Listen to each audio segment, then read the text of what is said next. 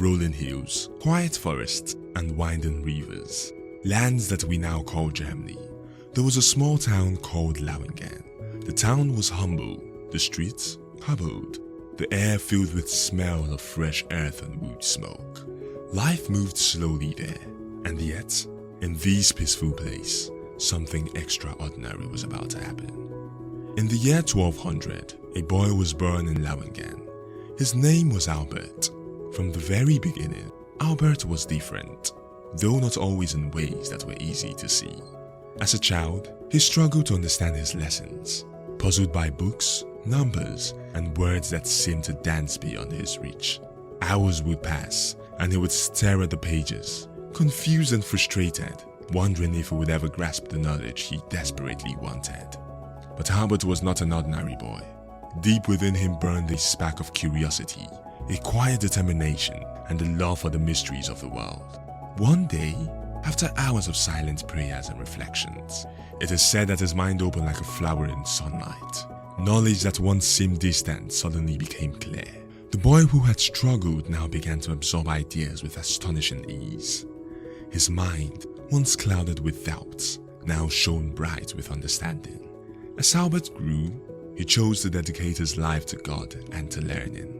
He joined the Dominican Order, a community devoted to studying, teaching, and preaching. The world outside Lauingen beckoned, and Albert traveled far and wide, bringing his wisdom to the great cities of Europe. He walked the streets of Paris, taught in the halls of Cologne, and wherever he went, he shared his love and learning with all who would listen. Among his students was a young man named Thomas, later known as Thomas Aquinas. Thomas was brilliant but untested, and many doubted his potential.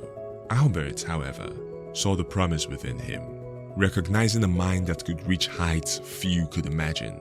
Under Albert's guidance, Thomas would grow into one of the greatest thinkers of his time, carrying forward the lessons of his teacher into generations yet to come. Albert's mind was not content with books alone. He was fascinated by the world itself. He studied the stars, tracing their paths across the night sky. He observed plants, marveling at their delicate forms and intricate structures. He watched animals in their natural habitat, noting their habits, their movements, and their intelligence. He examined rocks and minerals, seeking to understand the secrets of the earth. In every part of creation, Albert saw the hand of God, and he believed that studying the natural world was a way to draw closer to the divine. Legends grew around Albert. Stories whispered among his students and colleagues. Some said he built a mechanical statue that could answer questions, a marvel of ingenuity that seemed almost magical. Others spoke of how he could name plants, animals, and minerals with uncanny precision, as if nature itself spoke to him. Whether these tales were literal or symbolic mattered little. They spoke of the wonder he inspired in all who knew him.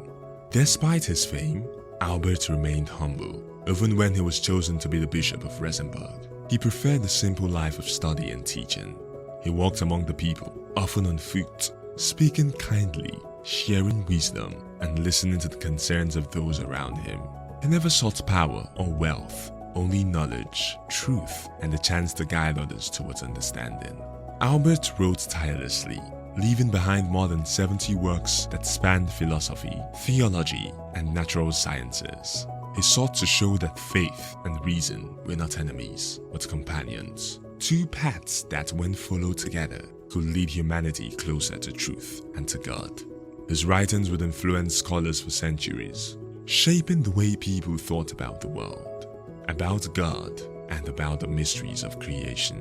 When Albert passed away in 1280, the world mourned the loss of a brilliant mind and a gentle heart.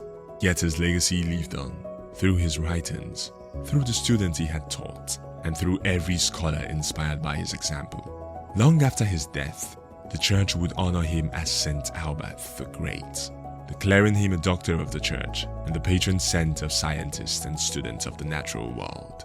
Albert's story reminds us that even the most ordinary children, if guided by curiosity, faith, and determination, can grow to accomplish extraordinary things. It reminds us that learning is a sacred journey, that understanding the world is a way of honoring the divine, and that a spark of curiosity can illuminate a lifetime and the world beyond. Thank you for watching. Don't forget to like, subscribe, share, and drop your questions in the comment section. NFCS, Leaving the Faith.